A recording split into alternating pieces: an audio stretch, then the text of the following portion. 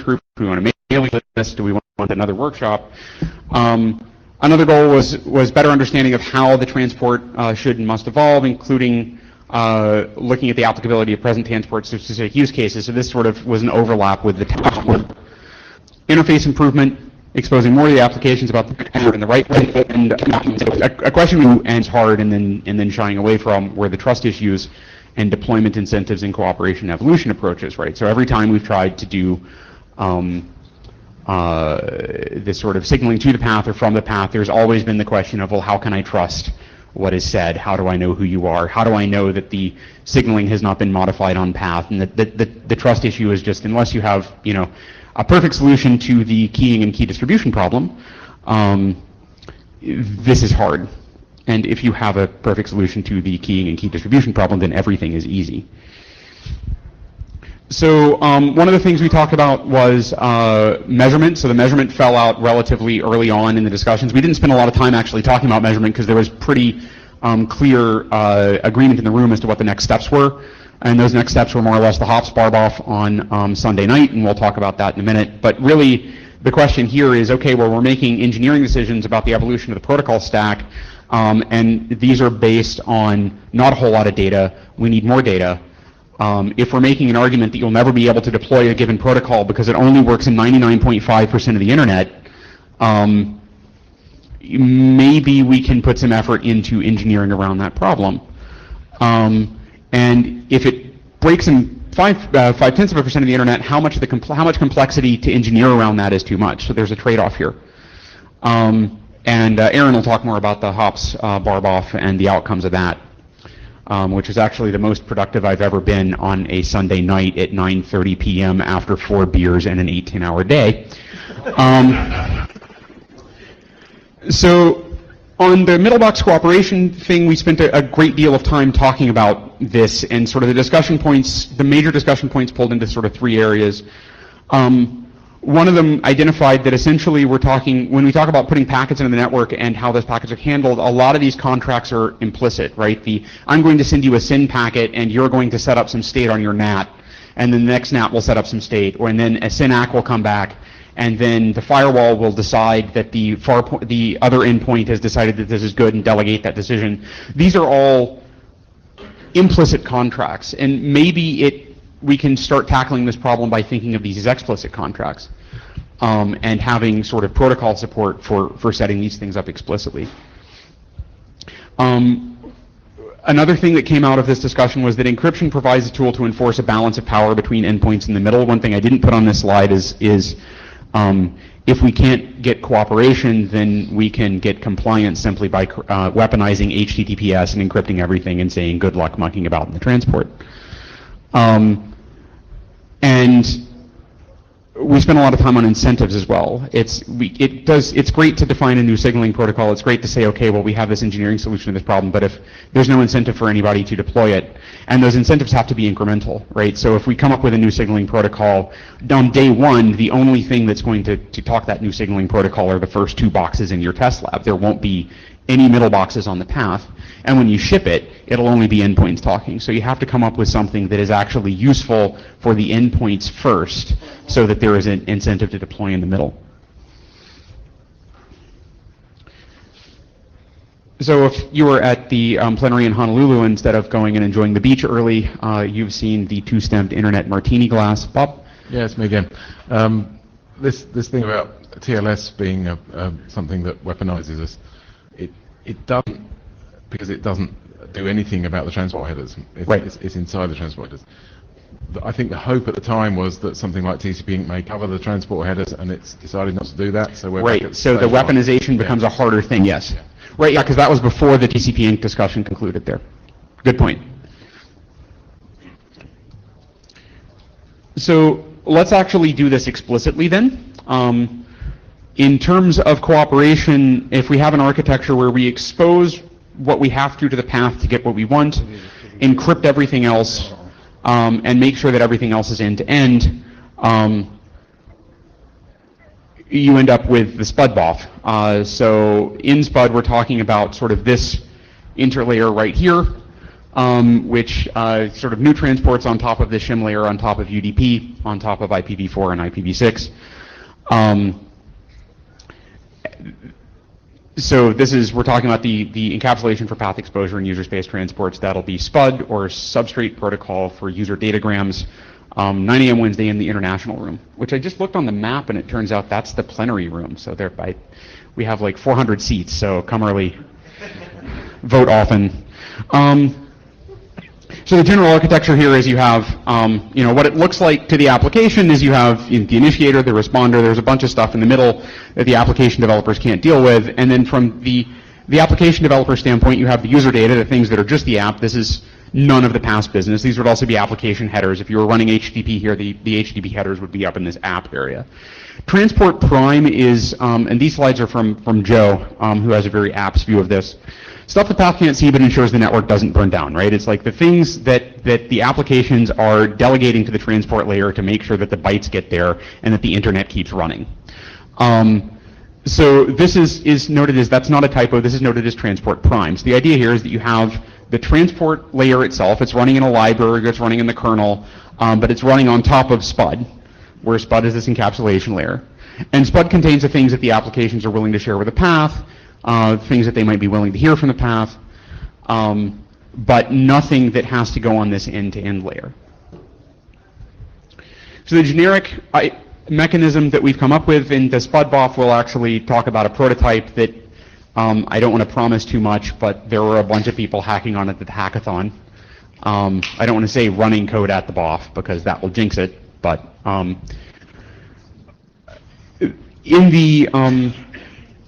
in the prototype we have right now, basically we have a tube identifier, and a tube is just a set of packets.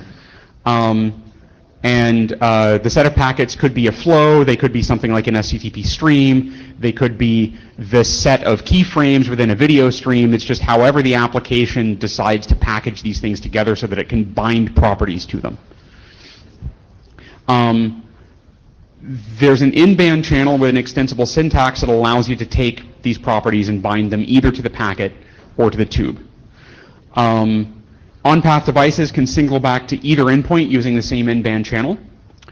And we've got a couple of drafts on this that describe, first of all, the instance of the generic mechanism for experimentation is the prototype, that's draft Hildebrand SPUD prototype. And then some generic constraints for signaling over UDP-based encapsulations is in draft Trammel Stack Evo new T for new transport encapsulation. The A there is not for architecture, but I forget what it is. And there we want to spend a lot of time talking about the vocabulary, right? So if we build a generic signaling mechanism, the success or failure of that generic signaling mechanism is going to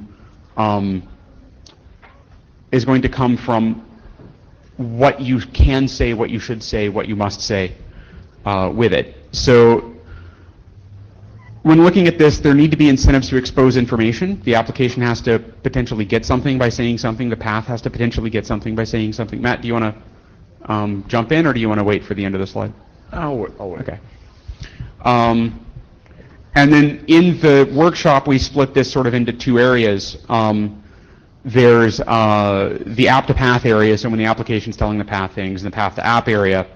And we came pretty quickly to a determination that the app to path thing looks tractable, right? There's probably a minimal set of useful information, things like session lifetime, things like this is my first packet, this is my last packet, where you can actually get some benefit by signaling it, where you can take essentially the transport headers, which are now up in here inside SPUD, inside the crypto. Your mailboxes can't see your SYN flags, they can't see your FIN flags, they can't see the start and stop chunks, they can't see any of the signaling for the transport protocol. But basic signaling for session lifetime so that you can actually set up and tear down state explicitly on these on-path devices, that seems pretty useful, and like it can be done. And this information is also useful to the far endpoint. There are a few other potential use cases that we'll get into at the SPUD-BOF. On the path to app side, the way forward's a little bit less clear. The problem might be tractable. It's basically like ICMP. It would be like in-band ICMP if we treat it as advisory. But the trust issues kind of make the path signaling to the app things that are mandatory very, very hard to deal with. So we might come back to that, but the way forward on that really is much less clear. So coming back out of the semi-workshop, the initial workshop report, I was really hoping to get this out the door before Dallas. I didn't make it, so the deadline on that is real soon now, which means realistically mid-April. Until then, the transcripts, the slides, position papers, everything that has come out of the workshop is up at IEB.org, activities, workshops, semi. There's been some cooperation with the ETSI forum on middle box issues, actually. Bob, do you want to get up and say like 2 minutes about that?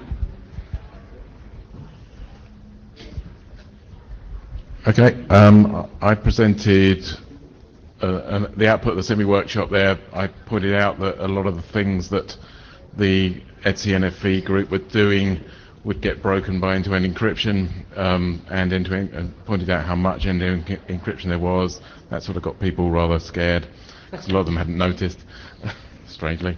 So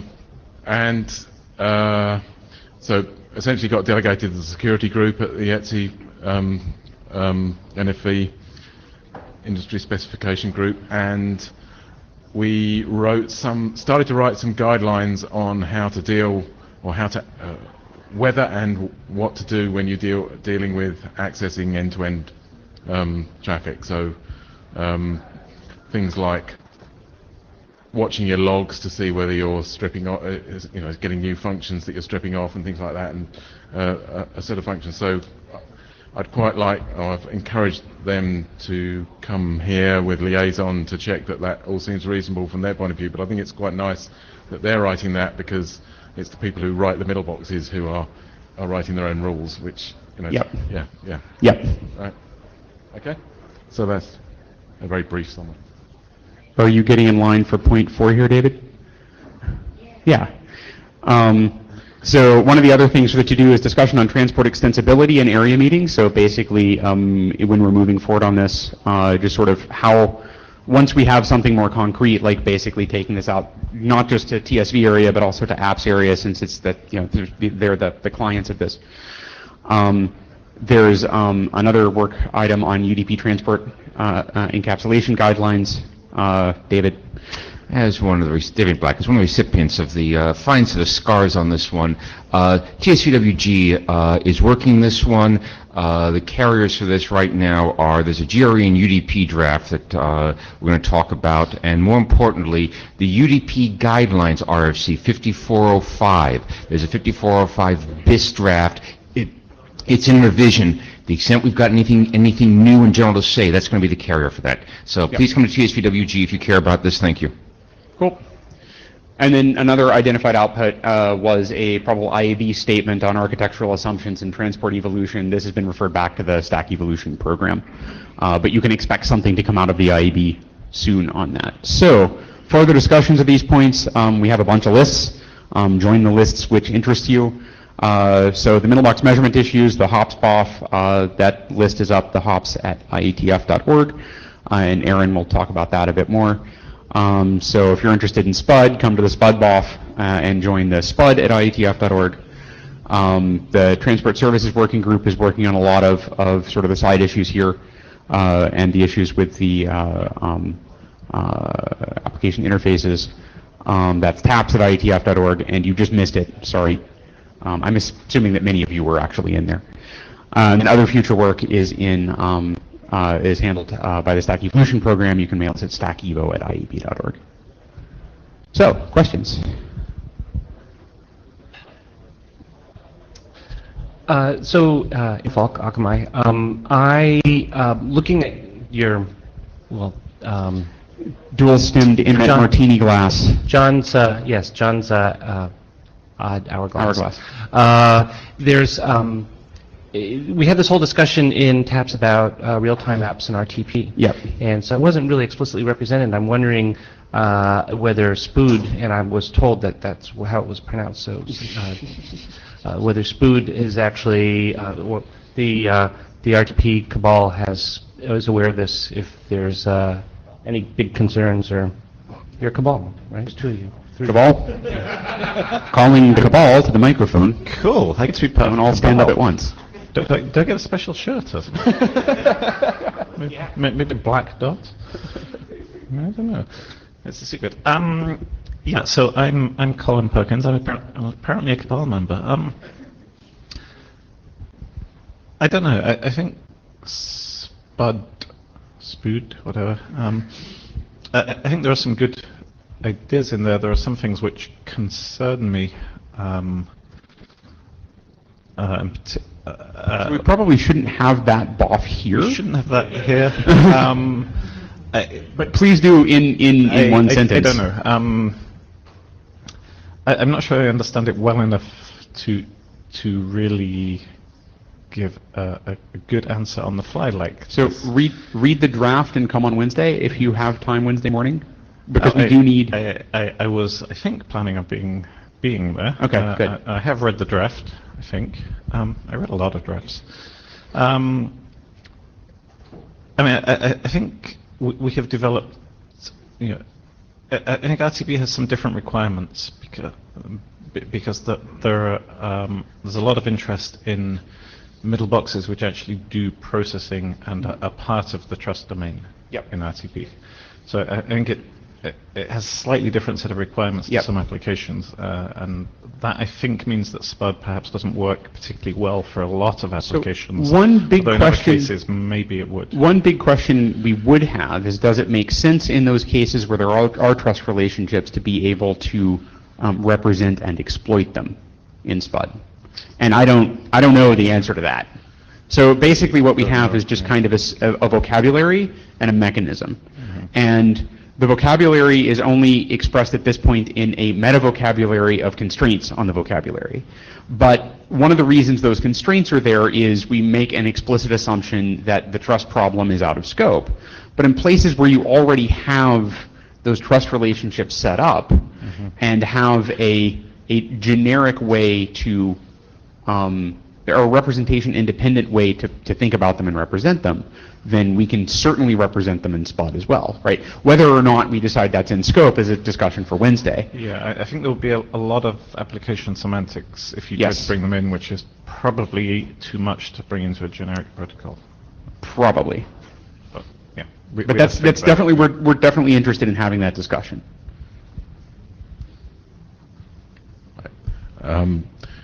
Bob Briscoe, BT. The reason I went to the mic before and said that it wasn't just a case of TCP versus UDP, but there are some people who believe both, is that I think you're getting rather too focused on SPUD and UDP, and actually there's also the need to look at doing the same thing as you're doing in SPUD in TCP for the cases where UDP can't get through.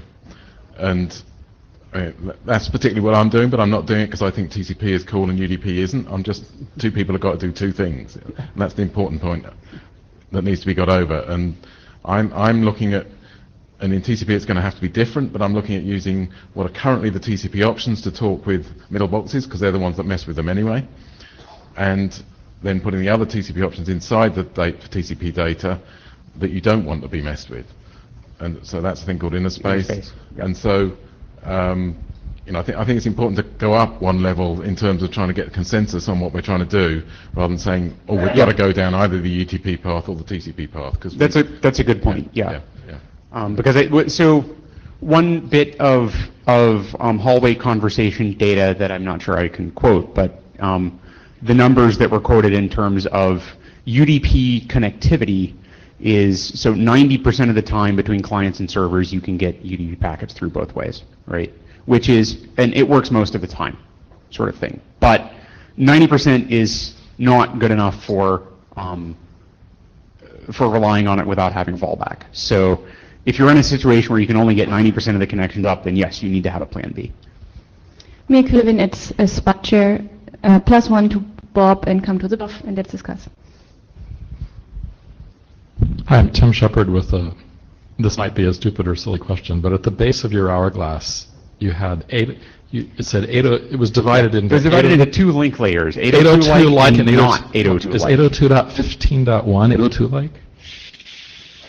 Not really. Okay, so that's it's the second time today Yeah, I've heard yeah. 802 and I Yeah. had no idea what it meant. Yeah. So we mean things that kind of have, so link layers that have the properties that TCP was originally designed to so you have some sort of collision Yeah. detection or avoidance, you have But then a certain just let me- profile for... yeah. Now I'm starting to understand you, and just let me tell you, I don't know whether you invented that term, but I really dislike it.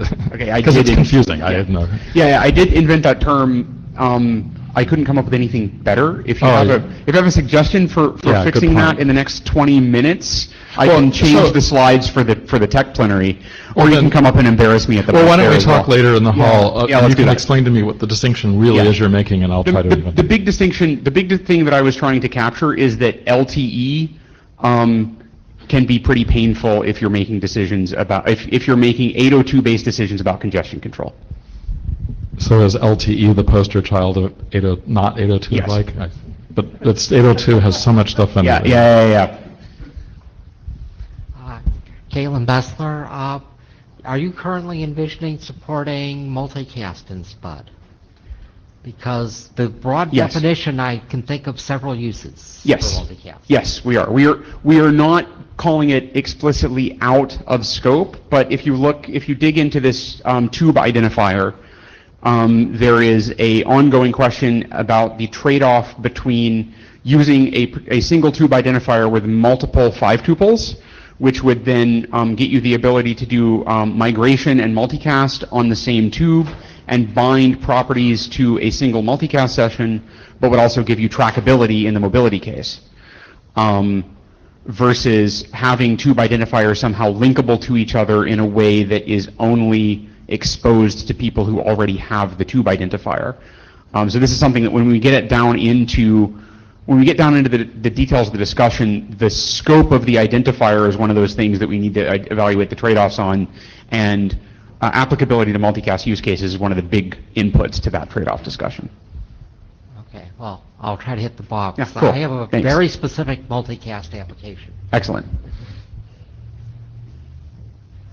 Jana Iyengar, are you taking more questions on SPUD? Well, we should make this in the BOF, because that's the place to discuss Yeah. SPUD. That's why I asked the question. Okay, yeah. I have a point to make that isn't about SPUD, Bob Briscoe again. Yeah, and that is the point about when TCP Inc. decided not to MAC the headers or mess with the transport headers. That's sort of, we need to really double take what that means, because we made the decision at the semi workshop that there was the possibility of middle box vendors being interested in talking to us again because of encryption. And now they won't be, because encryption is not going to affect them. So, should we still be just continuing down the path we decided because we thought something else was going to happen and it isn't going to happen? Another good point. Yeah. Okay. So, thank you very much. And we have Aaron with Hobbs. Wednesday, 9 o'clock, International Room.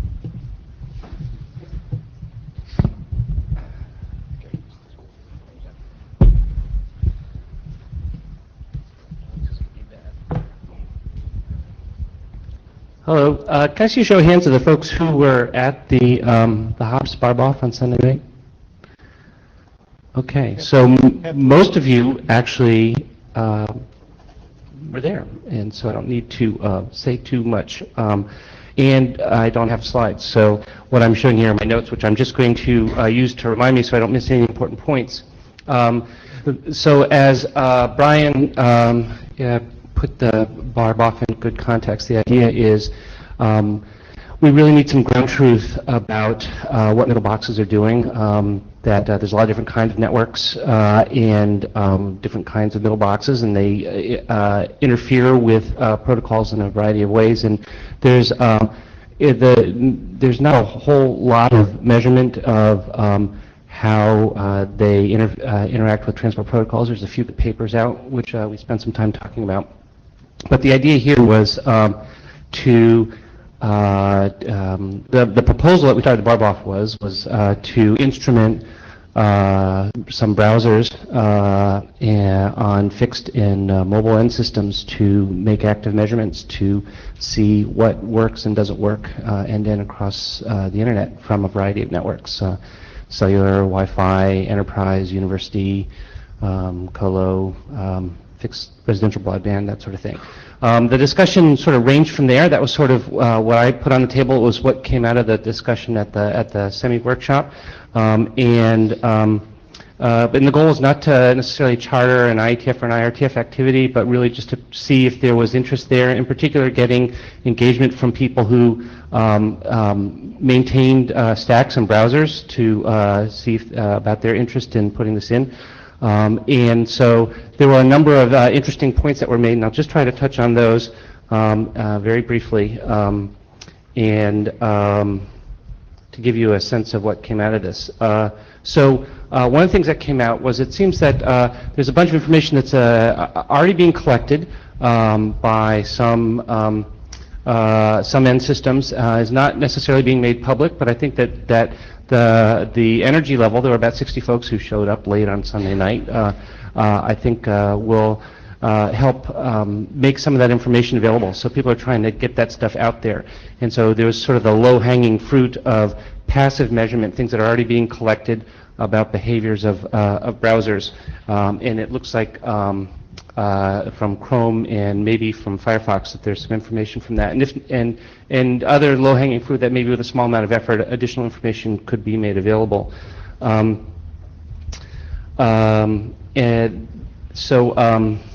That's something that we're going to try to find out what's easily available and share that on the mailing list.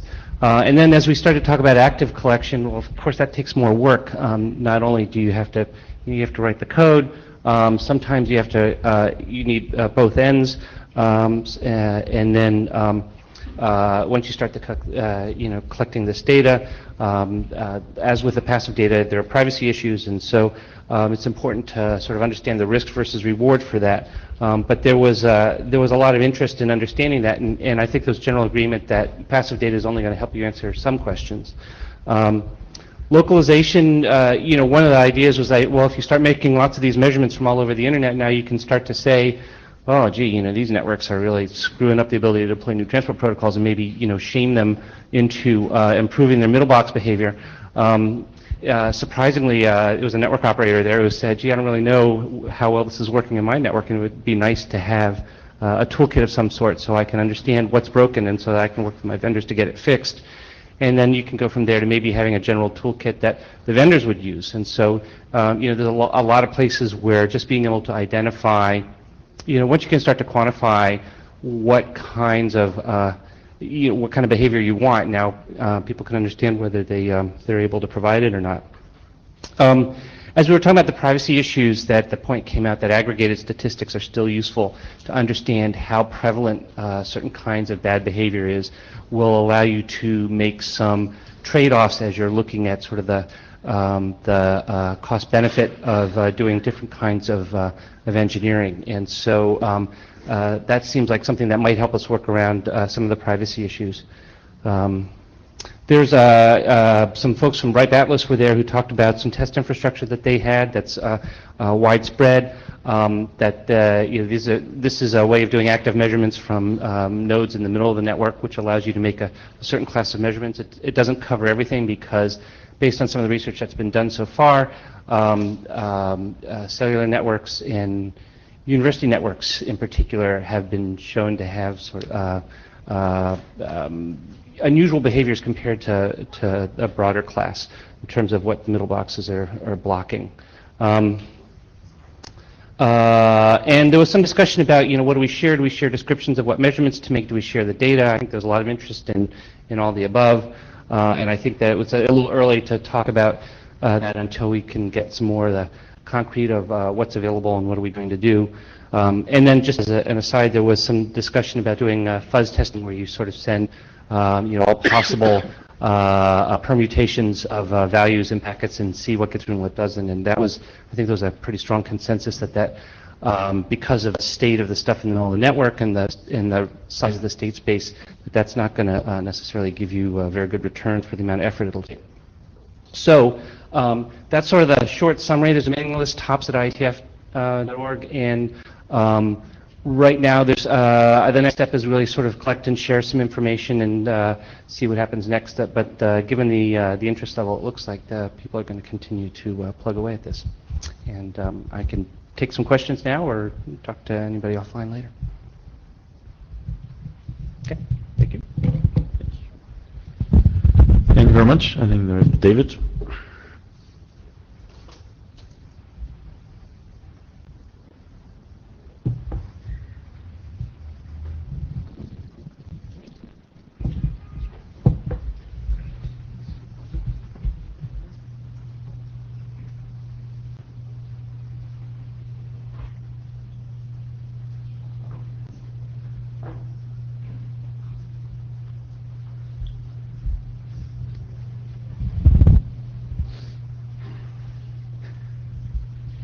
Okay, so I'm David Black. I'm not quite sure how it is I got to be standing up here. I think the AD said, gee, you're working on some things. It seemed to have something to do with each other. We found a common theme here. Why don't you explain it to everybody, and maybe they'll have some idea about what else ought to be done. So, common theme is diff-serve QoS and browsers.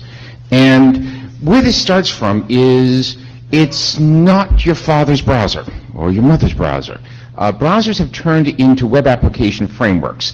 The application runs in the browser. Example is JavaScript. People are writing rather fancy applications in JavaScript. Web applications run at the same time. They're separated by this concept of web origin, or they're supposed to be C.RFC, but this is a fancy name for the URI scheme, the host, and the port, which is optional. And that combo is a web origin. Browsers are supposed to separate along those lines of the ones in common use generally get this right. So we get to web application networking QoS. You've got these applications running in the browser. They'd like to have differentiated servers from the network, different QoS by application, more importantly for flows within an application. And WebRTC is a great example, and it's not that simple. So I want to talk about this, but first, let me start with an interruption brought to you by the acronym police, specifically the diff-serve branch. This space is full of acronyms. These are mine. DSCP, Differentiated Services Code Point, that's sitting in the IP header to request network QoS. PHB, we call it a per-hop behavior. This is what the network does when it sees DSCP. DSCP, the PHP mapping is network specific. Now you start to see why this gets just a little bit interesting.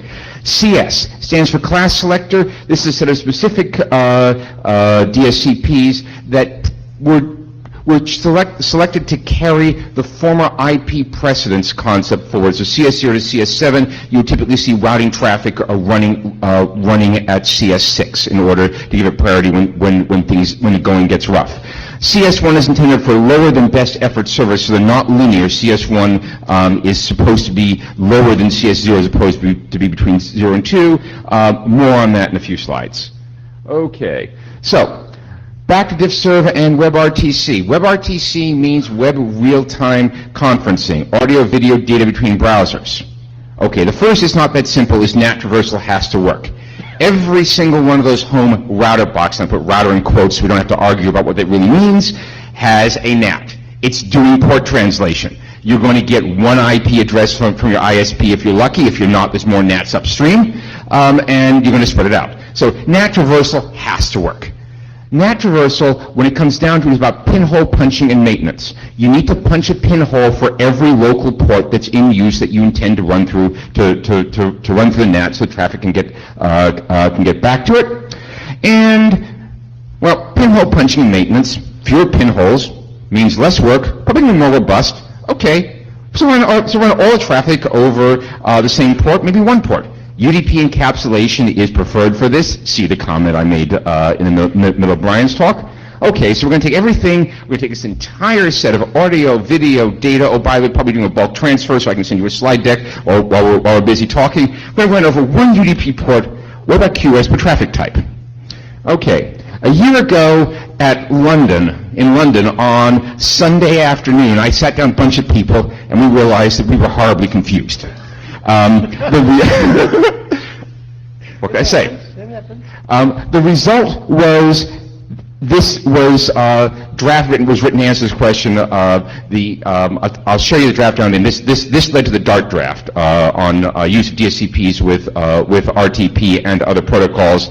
In essence, the DART draft set out to answer the following question: when is it okay to vary QoS with a 5-tuple? Here we're talking about 2 IP addresses protocol, 2 UDP ports. That's how we count to 5. It'd be 2 TCP ports or 2 other ports, but the UDP ones are the really interesting ones here. Answer: only when the transport is UDP, but even then, only with care, it's easy to get wrong. Network may ignore or remove QoS differentiation. More on that on the next slide. We do all kinds of curious things in the network. Big piece of advice: don't vary QoS, DSCP, or PHB for TCP, SCTP, or DCCP. And the reason is, 1, when you first thing when you start varying things, if you think about prioritization, you think about different queues in the network nodes. The result is traffic reordering. Protocols that are trying to do congestion response have this nasty habit of misinterpreting reordering as drops of the out-of-order packets and doing a congestion response that you didn't want.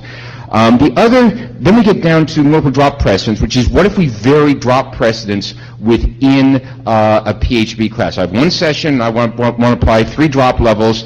The answer for the reliable protocols is for TCP, nothing useful happens. When you get a drop, TCP does no delivery until it's gotten that packet back. There's no point.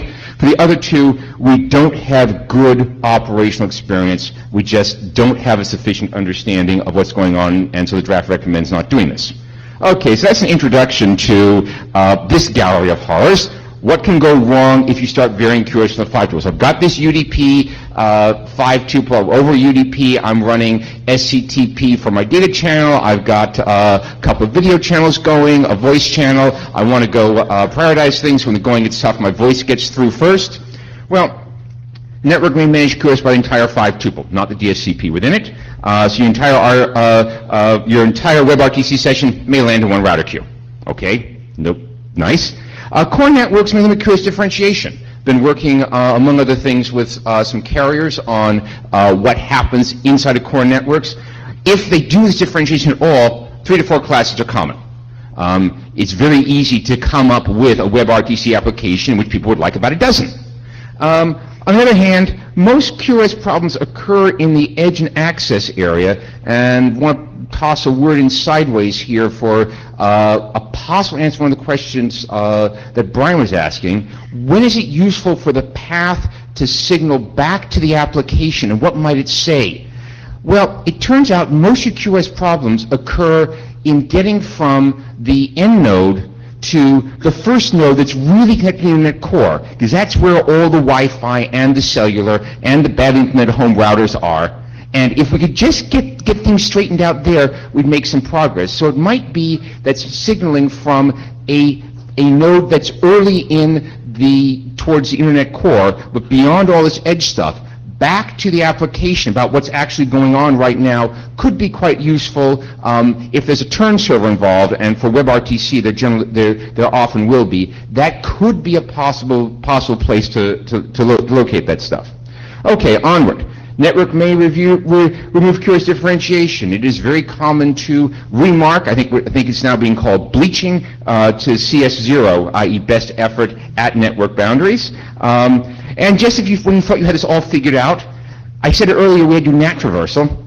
Because it turns out we have NATs at both ends. For WebRTC, you need a middle point to sort out the who goes first problem in punching the pinholes. That's a turn server, and turn has this interesting feature that it may decide that you're running over TCP. Sorry, at which point forget it. No differential QoS for you. Next, lower than best effort is a crapshoot. You can use CS1. It might work. It might not. Good luck. CS1 DSCP could result in best effort service. If you're lucky, that's all that goes wrong. If you're not lucky, you've got a classic IP presence implementation on the network that gives you better than best effort. All right. What do I do about it? Well, this is okay. Did you want to go first, or was it? I assumed you weren't taking questions at this point. Let's see. What I'd love to do is get through this slide, the next one, and then I'll be happy to walk back to any slide and take questions. I'm fine with that. Will you let me do that and then come back? was just going to say there's a sixth problem. And a seventh, and an eighth, and a ninth. I pick the ones that make my life painful.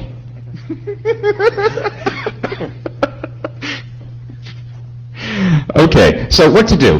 Here's some of the some initial things. First of all, insulate the web application network via the browser API. Okay, credit to the WebRTC folks, they did this.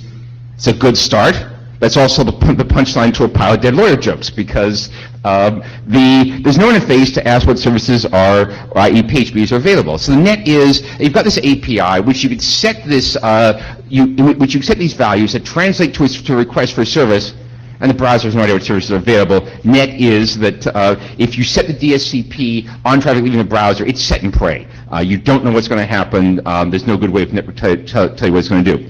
Next good question. How many QoS service levels? Well, depending on which set of network operators I'm talking to, I get different answers. On the one hand, there's some fairly rich enterprise networks that can easily support a dozen service levels. On the other hand, I talk to core carriers who say 3, 4, no more, please. That's all I'm going to do. MPLS in particular turns out to be a very strong influence here, because the QoS is carried down in the TC field inside the MPLS label. Current RTC QoS uses a lot of levels. The goal is to try to get some differentiation, at least at the sending edge. Open issue there, TBD. Also, given that, what I said in the first slide, lower than best effort via diff server is a crapshoot, should, at the very least, don't try for lower than best effort service unless it is completely okay to have all that, what you thought was background traffic, carried as best effort. If that's not true, you're taking a risk that the network is not going to help you. And then, just if you want to explore further, here are 3 relevant drafts. Dart draft was dealing with how to use diff-serve QoS with WebRTC. There's a WebRTC QoS draft that's trying to fill the next set of pieces, which is mapping from application classes. This is audio, video, text, audio, video, data, things like that, onto what you ought to be asked network for. And diff-serve interconnect draft, which is an interesting effort that I hope works out and gets deployed, about putting in place a framework that we hope helps enable carriers to do something other than bleach all the QoS differentiation to CS0 best effort at interfaces. And with that, John, which slide do you want me to go back to? It doesn't matter. I can just ask you a question. I'm in trouble regardless. All right, I saw that one coming. Because this is Jana Iyengar, this is a hard problem, and kudos to you for actually taking it on and plowing through this mess. I think I'm sitting here understanding what you touch, you own it means. I understand. I have a couple of questions. One of them is about their use of the term DSCP. When web apps are talking about DSCP, are they talking about actually what they would like to have from the network, or are they actually talking about the bits on the wire? Because it seems like you're jumping a layer here. And it seems like this may be a bit too much information that an application is trying to chew off. Given that the application may not be aware of the congestion control context that it's sitting on top of. I'm going to tell you that WebRTC got this right.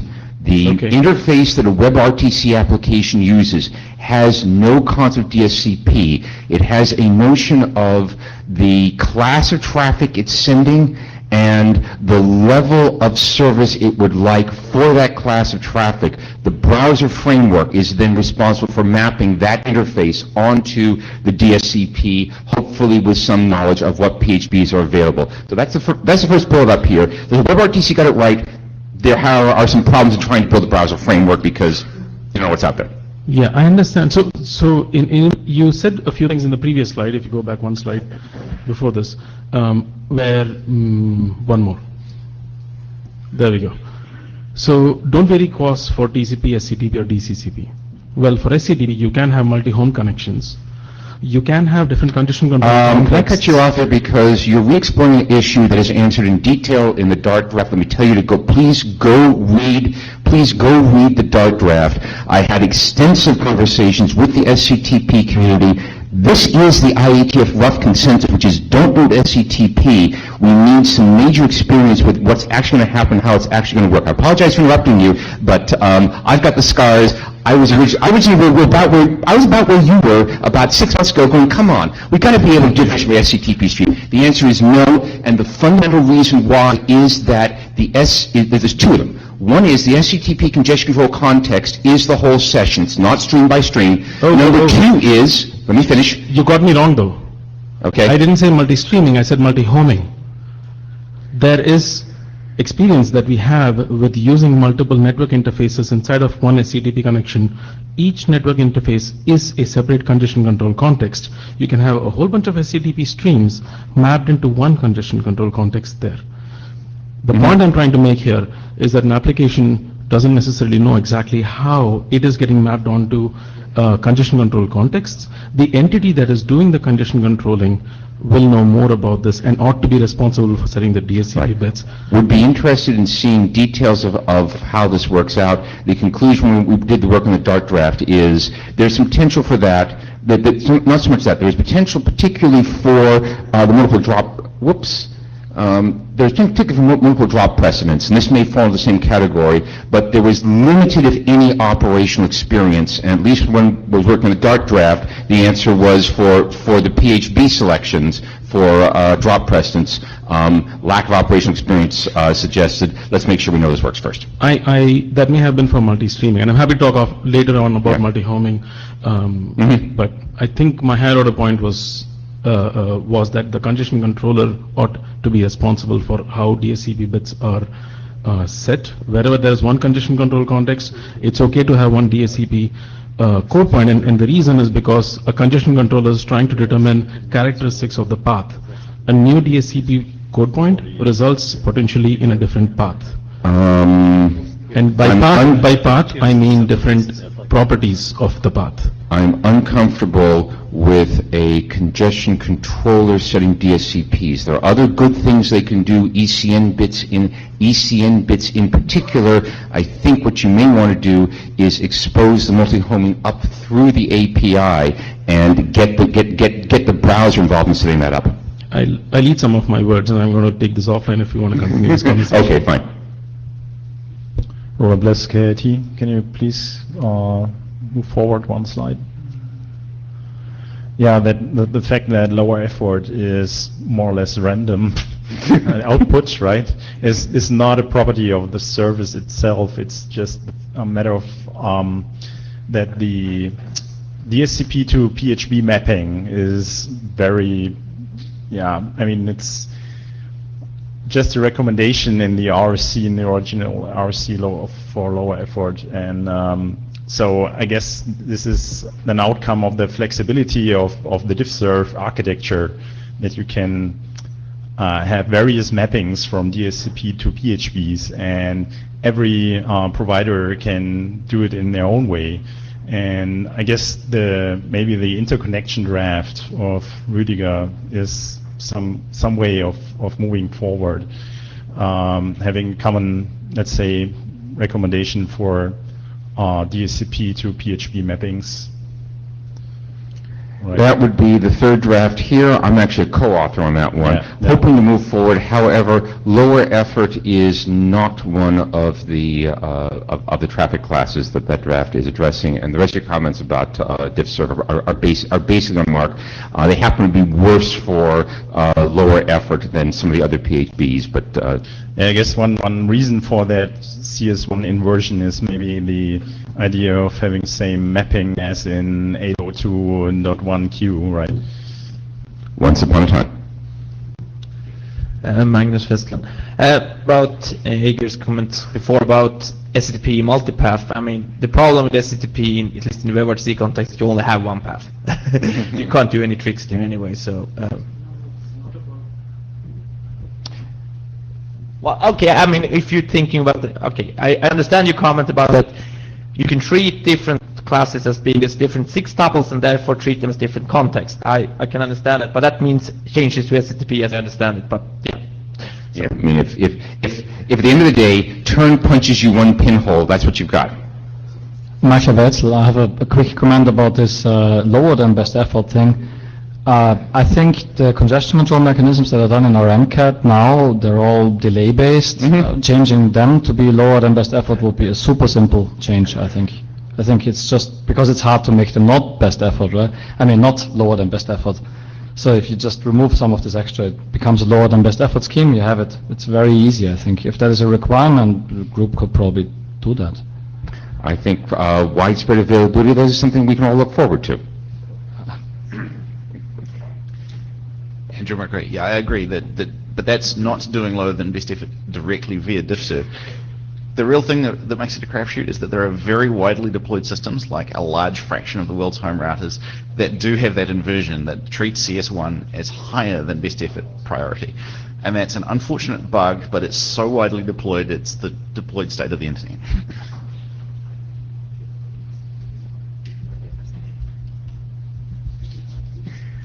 Anybody else?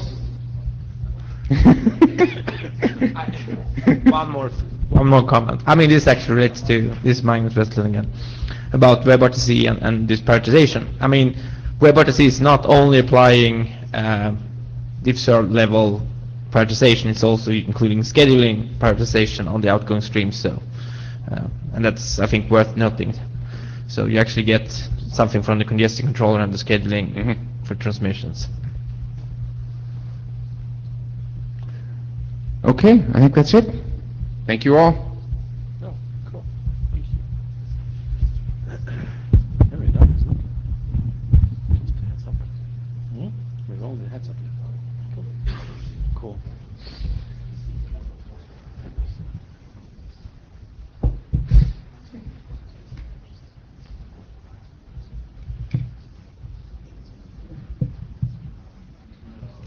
Just speak about that one. Sure.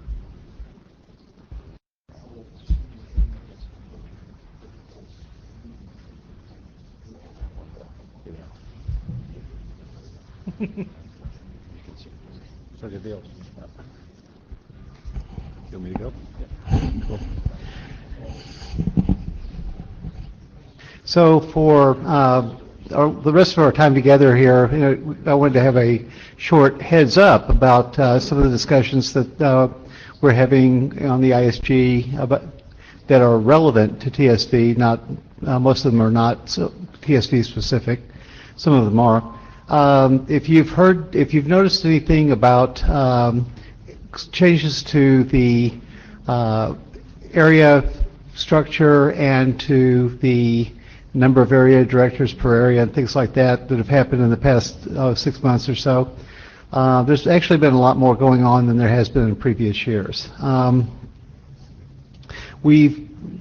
What we're trying to do on the ISG is recognize the changing world and reflect new ways of working, changes in topics, and the need for flexibility.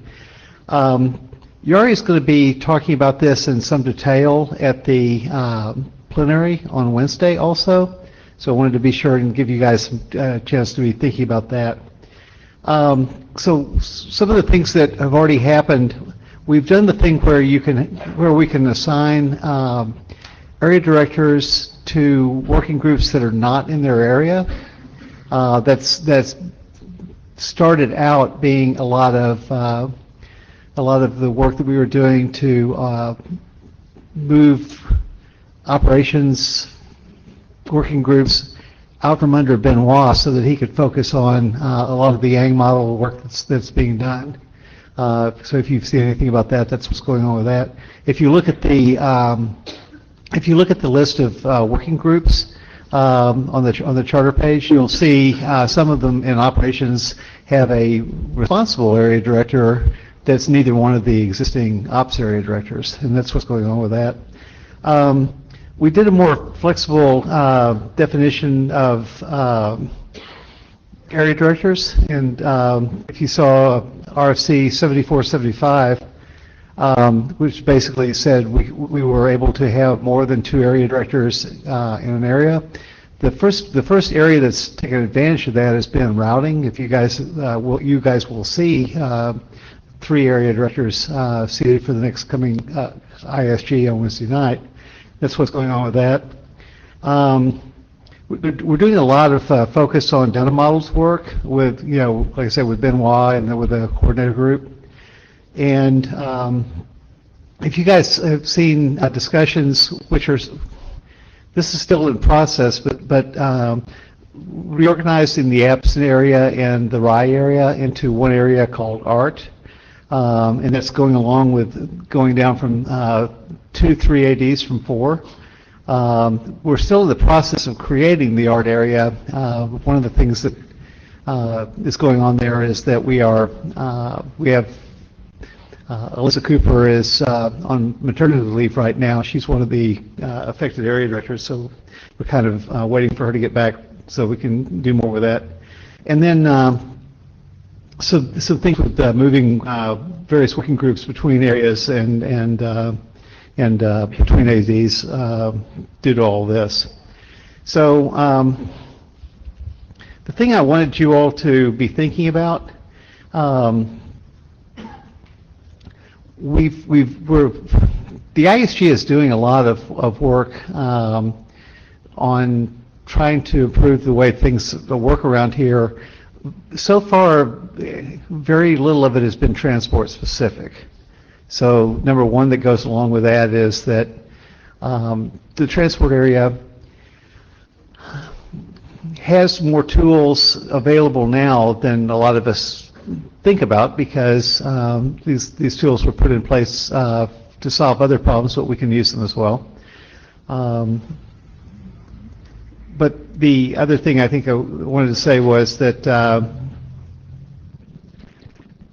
we've still got work to do on the transport area beyond where we are right now.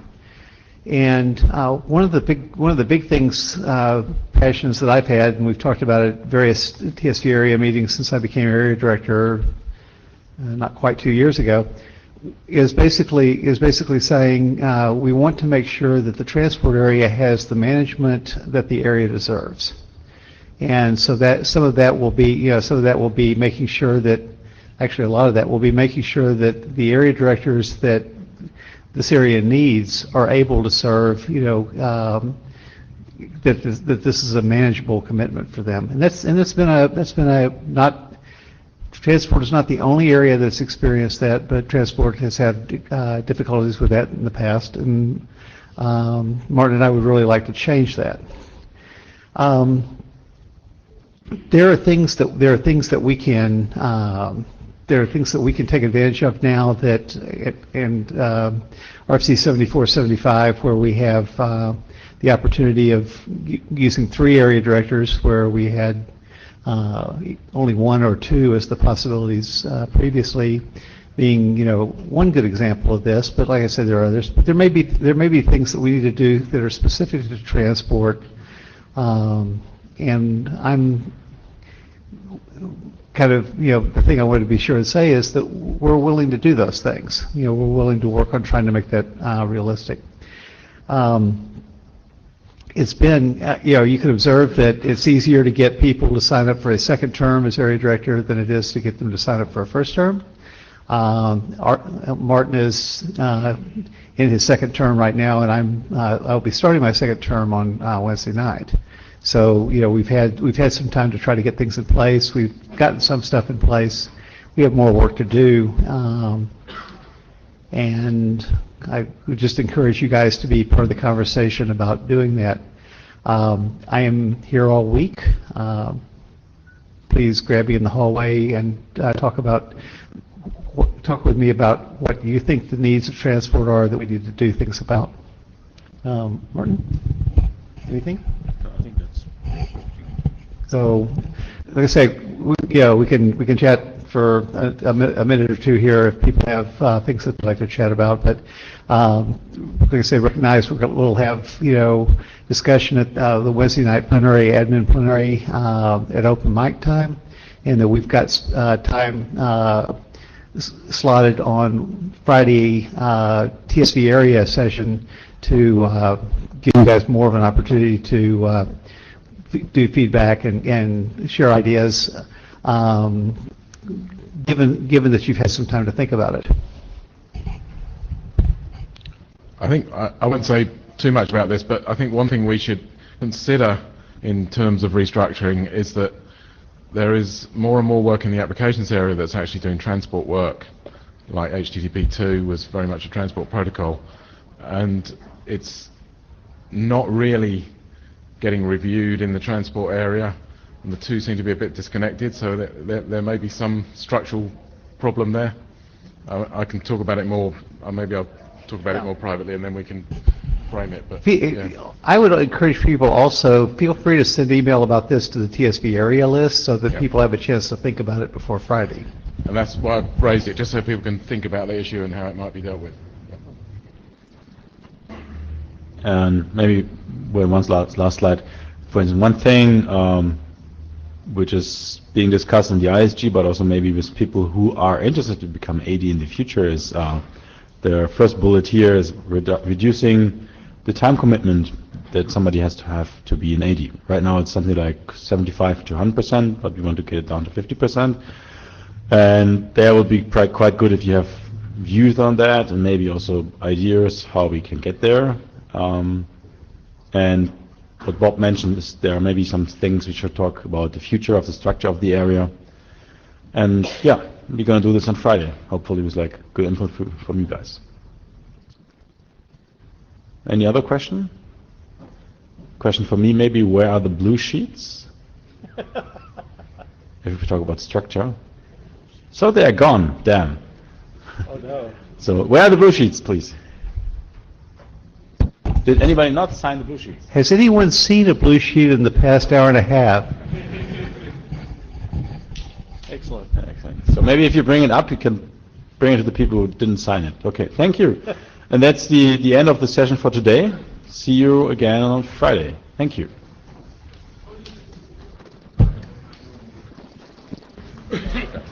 Done.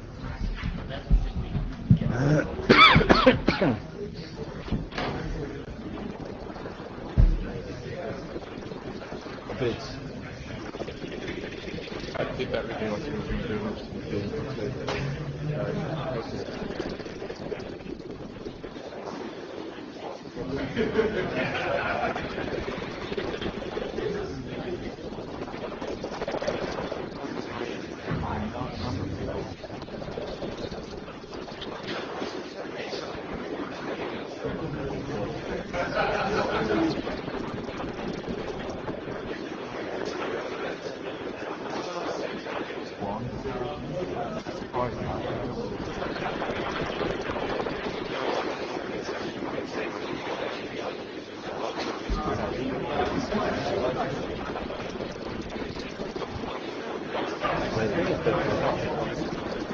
Yeah, the thing is that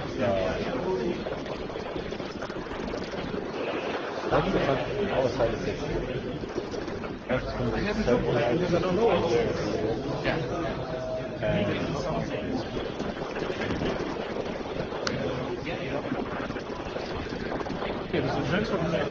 We're working on it. We have now we're planning on